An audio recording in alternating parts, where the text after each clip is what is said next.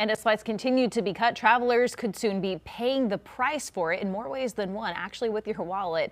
With the holidays quickly approaching, fewer flights mean fewer seats and potentially higher prices. So we want to bring in our Queen City News Chief Business Correspondent, Taylor Young. And Taylor, you've been following economic impact of this one. Can't help but notice that these flight delays and these cancellations coming at one of the worst times for absolutely. flights. Yeah, we're heading into the busiest travel time of the year. There's no other way to say that. In fact, Sunday following Thanksgiving is the most traveled day out of the entire year. And this is a time notoriously known for flights already being more expensive. So if these cancellations do drag out, those prices are only expected to get more expensive, just adding to the stress that we know is traveling during the holiday season. All right, so if this does drag on for longer than this week or next week and beyond, could we see ticket prices continue to go up? So we absolutely could. While we don't have an exact estimate on what people could be paying, we do know that the prices of flights are already up 7 to 10% since last year, and that's before these cancellations even took place. So while no airlines right now have announced that prices are going to be increasing,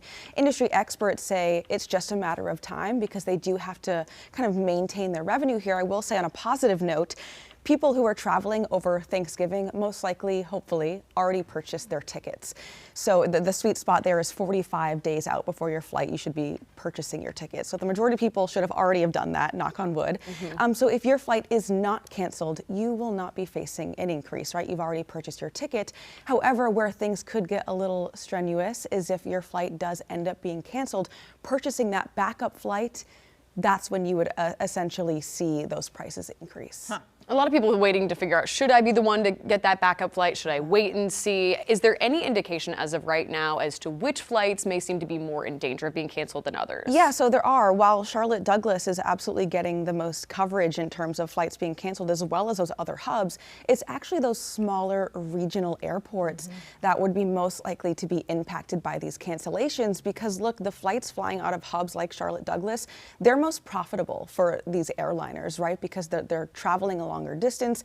They're most likely to be more packed than those smaller regional hubs. So when an airline is forced to cancel flights, they are most likely going to trim the smaller regional airports that are shorter. They might not be as full as the major ones coming out of Charlotte. And just in the Carolinas, that would be Asheville Regional. It would be Greenville, Spartanburg, Piedmont Triad. So while, yes, this is impacting those 40 hubs theoretically the most in terms of coverage, it's really those smaller ones that could be impacted the most. So what we could see if this does drag on, hopefully it does not, we see people that have flights coming out of the Asheville area, coming out from Greenville, Spartanburg, driving to Charlotte to catch those larger flights, which could just make the airport even more hectic during this time of year. So something we will absolutely continue to be following. Yeah, people having to get creative to get to where they need to go. Might see more people driving too. Yep, more drivers, more rental cars, trains, you name it. All right, Taylor, thank you so much.